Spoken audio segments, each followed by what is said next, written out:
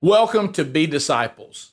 This is the third curriculum that we put together, and this is the next step for a lot of people because when you see the call on our lives to be disciples, I remember the first time that I read that Dallas Willard made the point that the word Christian appears 3 times in the New Testament, and 2 of those times it's derogatory, and then finally Peter tells us to embrace this as a badge of honor because it was a derogatory statement that people were using against the followers of Jesus. And then Willard says, if you look in the New Testament, you'll find that disciple, the word disciple, appears 223 times.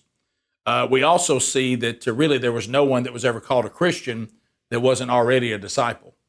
And that really hit us thinking about that. So we had that mindset going into this curriculum saying Jesus calls us to be disciples and make disciples. It's pretty important for us to know, what does this word mean?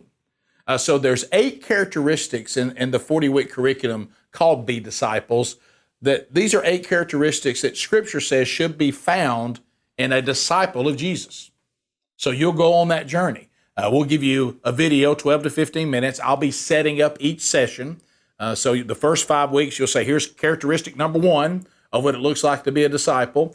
I'll get things started. Then the facilitator in the small group will have a leader's guide. We provide that.